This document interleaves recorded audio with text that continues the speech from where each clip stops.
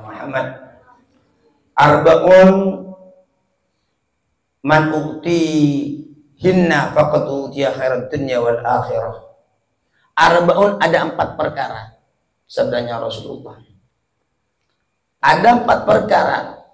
Man hinna, barang siapa yang diberikan 4 perkara kepada orang tersebut, faqad utiya khairat dunya, maka telah diberikan orang khairat dunya, kebaikan dunia, wal akhirat, dan kebaikan akhirat. Ada 4 perkara. Apabila berada 4 perkara pada diri seorang, laki-laki ataupun perempuan, maka dia telah memperoleh kebaikan di dunia dan di akhirat. Ada 4. Kalau orang laki-laki ataupun perempuan ada 4 perkara, ada di 4 perkara, maka dia telah meraih kebaikan dunia dan akhirat. Allahumma sholli ala sayyidina Muhammad. Apa 4 perkara? Pertama, lisanun dzakirun. Yang pertama, lisan yang selalu ingat kepada Allah. Lisan yang selalu menyebut Allah. Berarti kalau dia bisa seperti ini, dia pasti tenang.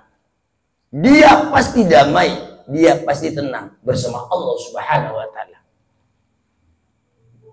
Oleh Allah diberi dunia ketenangan. Oleh Allah diberi dunia kebutuhannya dipenuhi oleh Allah. Dan di akhirat Allah ampuni dosanya. Di akhirat Allah masukkan ke surganya Allah Subhanahu wa ta'ala. Itu kebaikan dunia akhirat.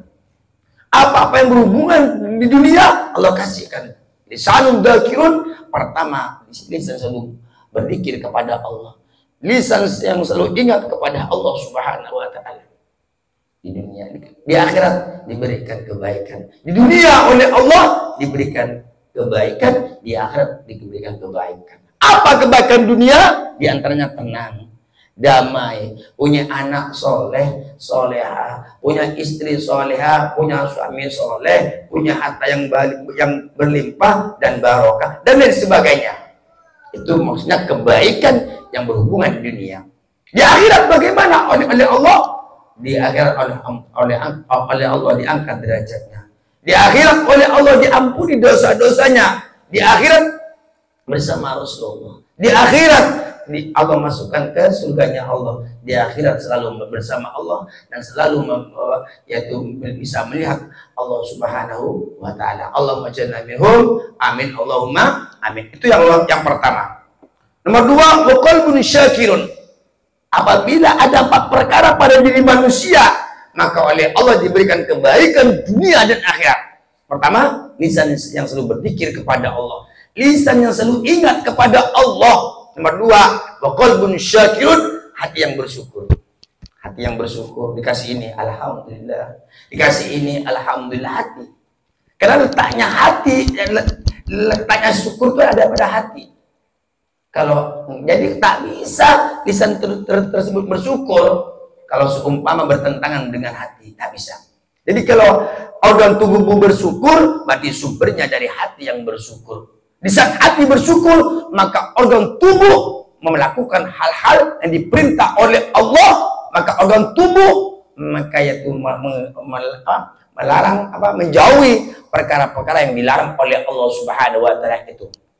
Di saat hati bersyukur, wa qalbun syakirun, nomor 2, hati yang bersyukur, yang menerima takdir-takdir dari Allah Subhanahu wa ta'ala. Ridho dan keputusan Allah, ar-ridho bil maqsum, ridho dengan apa yang Allah bagikan. Kalau udah hati bersyukur, di dunia dia tenang. Di dunia dia tidak mungkin iri sama orang, karena dia bersyukur. Adanya iri, adanya dengki, adanya tamak, adanya melirik dengan kepunyaan orang, dikarenakan tidak ada syukur dalam hati. Kalau orang itu bersyukur, maka oleh Allah diberikan kebaikan di dunia dan di akhirat. Di dunia dia tenang, damai, tentram, sekaligus dia itu di akhirat dapat ridhonya Allah Subhanahu wa ta'ala. Di saat hamba sudah meraih ridhonya Allah, mendapatkan ridhonya Allah, maka Allah masukkan ke surganya Allah. Allahumma ja'alna minhum, amin, Allahumma amin. Itu yang nomor 2, diberi kebaikan di akhirat. Nomor 3, wa badalun 'alal bala'i sabirun. Nomor 3, wabadan dan badan, organ tubuh alal balai sabir, atas ujian. Sabirnya itu sabar. Tangan kita sakit, sabar. Tangan kita capek, sabar. Kaki kita capek, sabar. Diberi ujian, umpama kita sakit, lisan kita, umpama perut kita sakit, kaki kita sakit, sabirun itu sabar. Wa badarun al balai sabirun. Nomor 3, yang oleh Allah diberikan kebaikan dunia akhirat, sabdanya Rasulullah, yaitu badan yaitu selalu sabar menerima ujian dari Allah Subhanahu wa taala. Nggak mungkin tangan sakit kecuali disakitkan oleh Allah. Nggak mungkin kaki kita sakit kecuali oleh Allah Subhanahu wa taala. Kan ujian.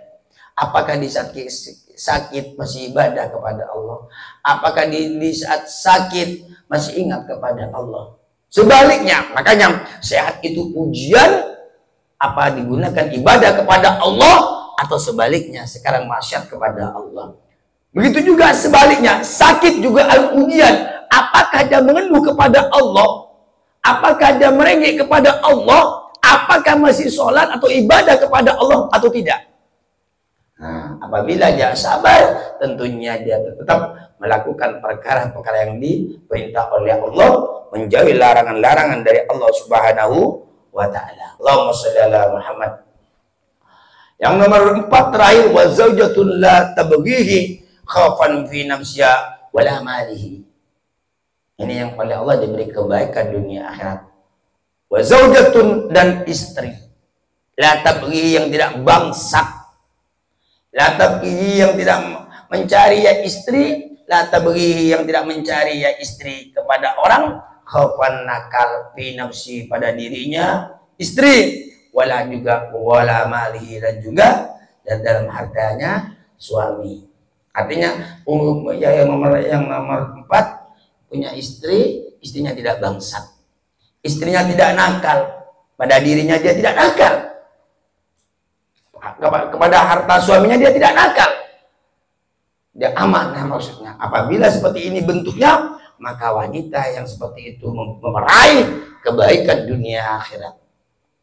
Nah, kalau begitu juga sebaliknya, apabila suaminya tidak nakal, ya istilahnya tidak nakal pada dirinya, tidak nakal, maka termasuk yaitu menemukan kebaikan dunia akhirat. Banyak-banyak doa sampean, semoga anak istri kita, istri-istri kita, suami kita menjadi suami yang saleh dan solihin, solehah dan solihat. Amin, Allahumma amin. Karena di situ ada doa dari Rasulullah. Kita salah satu yang sakit hati, ujian dalam rumah tangga, apabila kita punya suami ataupun istri nakal, mengkhianat. Maka Rasulullah pernah berdoa, Allahumma inna na'udzubika min khalilin makir. Artinya, ya Allah, hamba mohon perlindungan, ya Allah, jauhkanlah hamba min khalilin makir, dari kekasih pengkhianat, dari kekasih yang nakal. Makanya kalau nanti sampean punya istri, jangan pernah bermuka dua. Kalau nanti kalian punya suami, jangan pernah bermuka dua sampean. Jangan pernah sampai seperti itu. Jadi yang terakhir, yang oleh Allah yang diberikan kebaikan dunia akhirat, wa zaujatun la tabghihi khaufan fi nafsiha wala malihi. Dia tidak pengkhianat kepada dirinya. Ada istri pengkhianat sama suaminya, pura-pura baik padahal selingkuh. Pura-pura dia baik padahal hak uangnya dicuri. Berarti itu yaitu tidak menemukan kebaikan dunia akhirat. Seperti itu. Salah satu tercegah kebaikan dunia akhirat. Berarti sebaliknya, kalau ini kan oleh Allah diberi kebaikan dunia akhirat, berarti sebaliknya salah satu orang yang dicegah kebaikan dunia akhirat, lisannya tidak mau menyebut Allah, lisannya tidak mau berzikir. Nomor 2, hatinya tidak mau bersyukur. Padahal udah sehat oleh Allah, anaknya sehat, udah kasih rumah, kasih kendaraan. Nah, nomor 3, di saat dia sehat tidak bersyukur, di saat dia diberikan bala ujian tidak mau sabar. Dan juga sebaliknya, juga dia punya istri, istrinya si istri tidak si istri nakal, si istri tidak amanah, si istri pencoleng, si istri itu suka ngambil-ngambil uang suaminya. Berarti sebaliknya dia tidak menemukan kebaikan dunia akhirat. Makanya kita selalu berdoa, karena salah satu turadul bala, ya yang bisa nolak bala, turadul qada, salah satu yang menolak keputusan Allah yaitu doa diantaranya. Makanya kita jangan pernah letih untuk selalu menyerukan kebaikan, memohon, meminta kepada Allah, mengemis kepada Allah agar kita dimasukkan golongan yang oleh Allah diberikan kebaikan dari dunia sampai ke akhirat. Amin Allahumma amin. Rahu Tabrani menceritakan yaitu kepada hadis itu Imam Tabrani Ani bin Abbas radhiyallahu anhu dari Abdullah bin Abbas wallahu a'lam bishawab.